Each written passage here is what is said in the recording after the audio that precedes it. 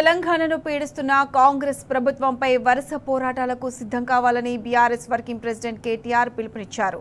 ఉమ్మడి వరంగల్ జిల్లా నాయకులతో హైదరాబాద్లో సమావేశమైన కేటీఆర్ ప్రజల్లో ఉన్న కాంగ్రెస్ వ్యతిరేకతకు అనుగుణంగా ఎక్కడికక్కడ పార్టీ కార్యక్రమాలను రూపొందించుకోవాలని సూచించారు. హామీలు అమలు చేయకుండా మోసం చేస్తున్న కాంగ్రెస్ ద్రోహాన్ని ప్రజలకు వివరించాలన్నారు. వరంగల్ సభతో కాంగ్రెస్ అంతానికి ఆరంభం మొదలైందని మరోసారి స్పష్టం చేశారు. కాంగ్రెస్ అరాచకాలను ఒక్క బీఆర్ఎస్ మాత్రమే ఎదుర్కొంటుందన్న కేటీఆర్ రైతుల ఆత్మహత్యలు, వారి సమస్యల పరిష్కారంపై రాబోయే రోజుల్లో బీఆర్ఎస్ విస్తృత పోరాటాలు చేస్తుందన్నారు. మోసానికి మారుపేరిన కాంగ్రెస్ నైజాన్ని ప్రజాక్షేత్రంలో ఎండగడతామన్నారు కేటీఆర్. ప్రజలకు ఇచ్చిన హామీల అమలును ఎలా విస్మరించిందో ప్రజలకు వివరిస్తామని తెలిపారు.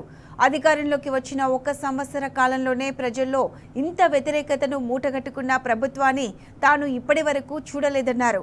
అనుభవమలేమి, మోసం, అత్యాశ, అందిన కాడికి దోచుకోవడం అనే లక్షణాలు పుష్కలంగా ఉన్న రేవంత్ సర్కార్తో తెలంగాణ అభివృద్ధి 2 దశాబ్దాలు వెనక్కిపోయిందని విమర్శించారు. రైతు భరోసా చెల్లింపులు సక్రమంగా జరగకపోవడం, ధాన్యం కొనుగోలులో చూపిస్తున్న నిర్లక్ష్యాన్ని, అకాల వర్షాలతో నష్టపోయిన రైతులను ఆదుకునేలా ప్రభుత్వంపై ఒత్తిడి తీసుకొచ్చేలా పార్టీ కార్యాచరణ ఉండబోతుందన్నారు.